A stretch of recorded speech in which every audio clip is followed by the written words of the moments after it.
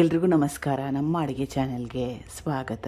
ಇವತ್ತಿನ ವಿಶೇಷ ಗರ್ಗರಿಯಾಗಿ ರುಚಿಕರವಾಗಿ ಮತ್ತು ಆರೋಗ್ಯಕರವಾಗಿರೋ ಅಂಥ ಬೆಳಗ್ಗೆ ತಿಂಡಿ ರೆಸಿಪಿ, ಬೆಳಗ್ಗೆ ಟಿಫನ್ ರೆಸಿಪಿ. ಮೊದಲನೇ ಸ್ಟೆಪ್ಪಲ್ಲಿ ಬಾಣಲೆ ಇಟ್ಕೊಂಡಿದ್ದೀನಿ. ಎಣ್ಣೆ 1 ಟೇಬಲ್ ಸ್ಪೂನ್ ಅಷ್ಟು. ಎಣ್ಣೆ ಬಿಸಿ ಆದಮೇಲೆ ಸಣ್ಣ ಚಮಚದಲ್ಲಿ 1 ಚಮಚದಷ್ಟು ಸಾಸಿವೆ ಚಿಟಪಟ ಅಂದ ನಂತರ ಸಣ್ಣ ಕಟ್ ಮಾಡಿ ಇಟ್ಕೊಂಡಿರೋ 2 ದೊಡ್ಡ ಈರುಳ್ಳಿ, ಹಸಿರು ಮೆಣಸಿನ್ಕಾಯಿ ಸುಮಾರು 2 ರಿಂದ 3 ಈರುಳ್ಳಿನ ಕೆಂಪಾಗಿ ಬೇಯಿಸ್ಕೊಳ್ಳೋ ಅವಶ್ಯಕತೆ ಇಲ್ಲ. ಈರುಳ್ಳಿಲಿರೋ ಹಸಿ ವಾಸನೆ ಹೋಗಿ ಸ್ವಲ್ಪ ಬಣ್ಣ ಚೇಂಜ್ ಆದರೆ ಸಾಕು. ಈಗ ಈರುಳ್ಳಿನ ಬೇಯಿಸ್ಕೊಂಡಿದ್ದಾಗಿದೆ. ಸಣ್ಣದಾಗಿ ಕಟ್ ಮಾಡಿ ಇಟ್ಕೊಂಡಿರೋ ಮೆಂತ್ಯ ಸೊಪ್ಪು ಸುಮಾರು 3 ರಿಂದ 4 ಹಿಡಿಯಷ್ಟು. ಸಣ್ಣದಾಗಿ ಕಟ್ ಮಾಡಿ ಇಟ್ಕೊಂಡಿರೋ ಒಂದು ಚೆನ್ನಾಗಿ ಹಣ್ಣಾಗಿರೋ ಟೊಮ್ಯಾಟೊ, ಸ್ವಲ್ಪ ಅರಿಶಿನ. ಈಗ ಮೆಂತ್ಯ ಸೊಪ್ಪು ಮತ್ತು ಟೊಮೆಟೊ ಮೆತ್ತಗಾಗೋವರೆಗೂ ಬೇಯಿಸ್ಕೋಬೇಕು. ಬೇಗ ಬೆಂದೋಗುತ್ತೆ. ಸುಮಾರು 5 ನಿಮಿಷ ಮೀಡಿಯಂ ಫ್ಲೇಮ್ನಲ್ಲಿ ಬೇಯಿಸ್ಕೊಂಡ್ರೆ ಸಾಕಾಗುತ್ತೆ. ಸುಮಾರು 5 ನಿಮಿಷ ಆದಮೇಲೆ ಮೆಂತ್ಯ ಸೊಪ್ಪು ಟೊಮೆಟೊ ಎಲ್ಲ ಚೆನ್ನಾಗಿ ಬೆಂದಿದೆ, ಮೆತ್ತಗಾಗಿದೆ. ಗ್ಯಾಸ್ ಸ್ಟವ್ನ ಆಫ್ ಮಾಡ್ಕೋಬೇಕು. ಒಗ್ಗರಣೆ ಈಗ ತುಂಬಾ ಜಾಸ್ತಿ ಬಿಸಿ ಇದೆ, ಸ್ವಲ್ಪ ತಣ್ಣಗಾಗಲಿ.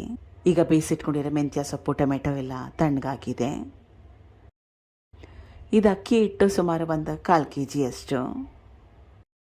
ಇದು ಗೋಧಿ ಹಿಟ್ಟು, ಇದು ಕೂಡ ಸುಮಾರು 1/4 kg ಅಷ್ಟು. ರುಚಿಗೆ ತಕ್ಕಷ್ಟು ಉಪ್ಪು.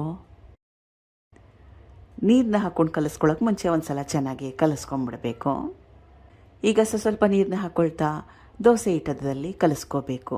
ತುಂಬಾ ಜಾಸ್ತಿ ತೆಳುವಾಗೂ ಕಲಿಸ್ಕೊಳಕ್ಕೆ ಹೋಗಬೇಡಿ, ಅಥವಾ ತುಂಬಾ ಜಾಸ್ತಿ ಗಟ್ಟಿ ಕೂಡ ಬೇಡ, ಮೀಡಿಯಮ್ ಆಗಿರಲಿ. ಈಗ ಕಲಿಸ್ಕೊಂಡಿದ್ದಾಗಿದೆ. ತೋರಿಸ್ತಾ ಇರೋದು ಪರ್ಫೆಕ್ಟ್ ಆಗಿರೋ ಕನ್ಸಿಸ್ಟೆನ್ಸಿ. ಹಿಟ್ಟನ್ನ ರೆಸ್ಟ್ ಮಾಡೋ ಅವಶ್ಯಕತೆ ಇಲ್ಲ. ಇಮಿಡಿಯೇಟ್ ಆಗಿ ತಕ್ಷಣವೇ ದೋಸೆನ ಮಾಡ್ಕೋಬೋದು. ಹೆಂಚನ್ನ ಮೊದಲೇ ಕಾಯಕ್ಕಿಟ್ಕೊಂಡಿದ್ದೆ. ನಾನು ಉಪಯೋಗ ಮಾಡಿರೋದು ನಾನ್ ಸ್ಟಿಕ್ ಹೆಂಚು, ನಾನ್ ಸ್ಟಿಕ್ ತವಾ. ಸ್ವಲ್ಪ ಎಣ್ಣೆ.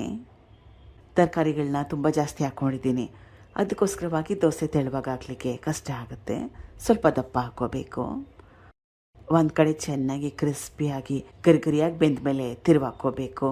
2 ಕಡೆ ಚೆನ್ನಾಗಿ ಬೇಯಿಸ್ಕೋಬೇಕು. 2 ಕಡೆ ಕೆಂಪಾಗಬೇಕು. ಈಗಿದಾಗಿದೆ. ಮಿಕ್ಕಿರೋ ಹಿಟ್ಟಿಗೆ ಸೇಮ್ ಪ್ರೊಸೆಸ್ನ ಫಾಲೋ ಮಾಡಿ. ಪ್ರಯತ್ನ ಮಾಡಿ ನೋಡಿ. ಮಾಡೋದು ತುಂಬಾ ಸುಲಭ, ರುಚಿಕರ, ಆರೋಗ್ಯಕರ. Thank you for watching. ಧನ್ಯವಾದಗಳು.